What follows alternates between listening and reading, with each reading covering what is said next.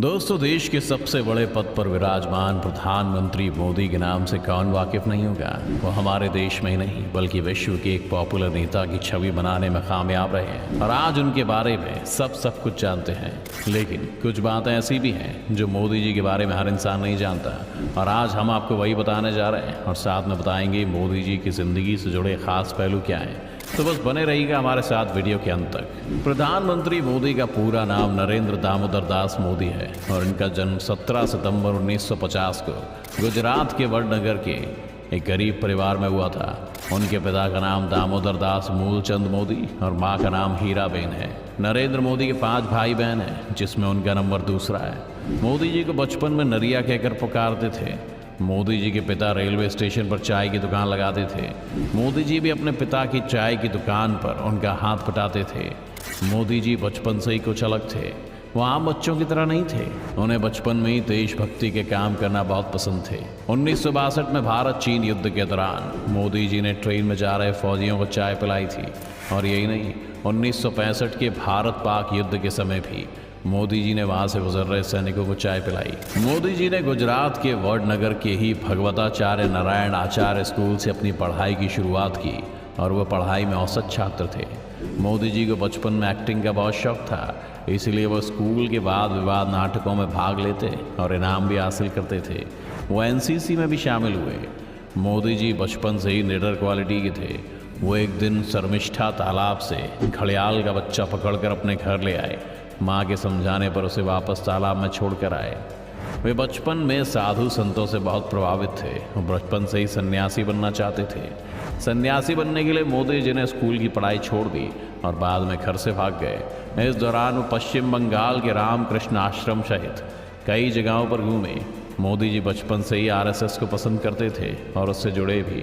1958 में दीपावली के दिन गुजरात आरएसएस के पहले प्रांत प्रचारक लक्ष्मण राव ईमानदार वकील साहब ने नरेंद्र मोदी को बाल स्वयंसेवक की शपथ दिलाई। मोदी जी बहुत ही मेहनती कार्यकर्ता थे। वो आरएसएस के बड़े शिविरों के आयोजनों में मैनेजमेंट का हुनर दिखाते। आरएसएस नेताओं के ट्रेन और बस में रिजर्वेशन का जिम्मा उन्हीं के पास होता था। मोदी जी कई महीने तक तो हिमालय में साधुओं के साथ भी रहे। वापस आने पर उन्होंने सन्यासी जीवन त्यागने का फैसला किया और अपने भाई के साथ मिलकर अहमदाबाद के कई स्टेशनों पर चाय की दुकान लगाई। हर परेशानी का सामना करते हुए चाय बेची। 18 साल की उम्र में मोदी जी की मां ने बांसकाठा जिले के राजासोना गांव में रहने वाली जशोदाबेन से मोदी जी की शादी करवा दी। विवाह के बाद मोदी जी घर छोड़कर संघ प्रचारक बन गए। कुछ लोगों का कहना है कि वो शादी के 3 साल बाद तक अपनी बीवी के साथ रहे, लेकिन मोदी जी के बारे में लिखने वाले इस चीज़ से इनकार करते हैं। मोदी जी अहमदाबाद संघ मुख्यालय में रहते थे और वहाँ के सारे छोटे छोटे काम जैसे सफाई करना, चाय बनाना और बुजुर्ग नेताओं के कपड़े धोने वगैरह जैसा काम करते थे। वो हर काम से पहले अपनी माँ का आशीर्वाद लेने ज़रूर घर जाते थे। ये काम वो आज भी करते हैं। 2014 का लोकसभा चुनाव जीतने के बाद भी सबसे पहले वो अपनी माँ का आशीर्वाद लेने उनके पास गए। संघ में रहते हुए कुर्ते की बात छोटी करवा ली ताकि वो ज़्यादा ख़राब ना हो, जो वर्तमान में मोदी ब्रांड कुर्ता के नाम से मशहूर है। 1975 में जब इंदिरा गांधी ने कई राजनीतिक कारणों की वजह से राज्यों में आपातकाल लगा दिया था, उस वक्त भी मोदी जी सरदार के रूप में पुलिस से छुपकर सरकार की गलत नीतियों का विरोध करते रहे।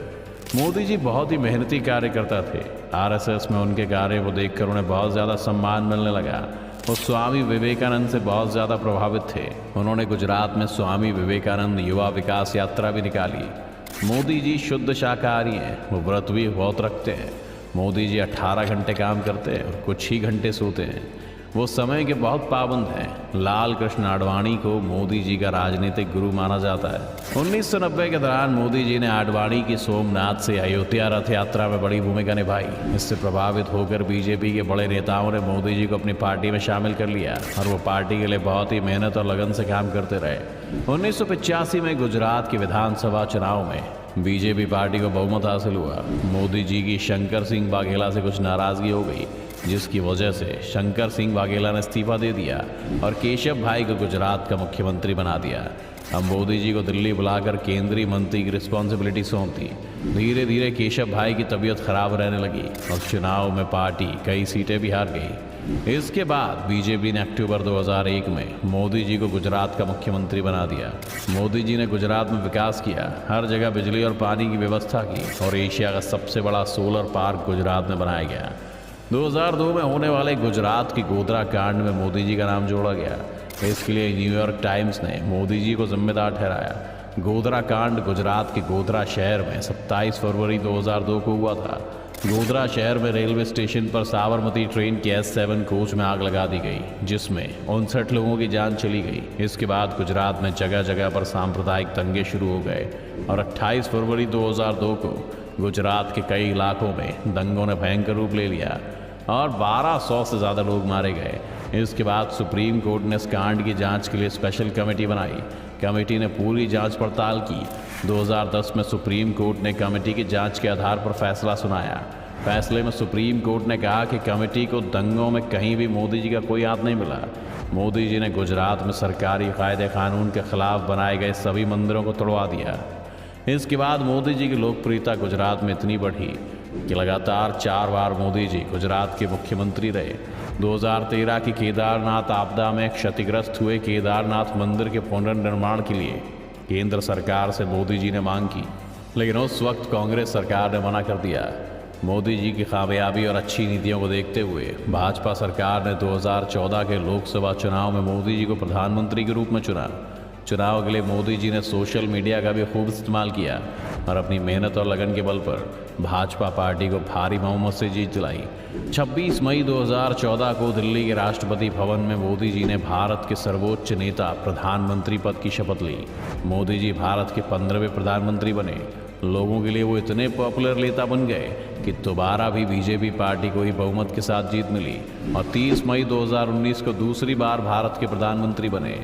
अगर आपको मोदी जी के पीएम बनने के बाद के कामों के बारे में भी एक वीडियो चाहिए तो हमें कमेंट करके बताइए। वीडियो अगर आपको पसंद आई तो इसे लाइक करें और कमेंट करें। अगर आप चैनल पर नए हैं या आपने अभी तक चैनल को सब्सक्राइब नहीं किया है तो इसे सब्सक्राइब करना बिल्कुल ना भूलें।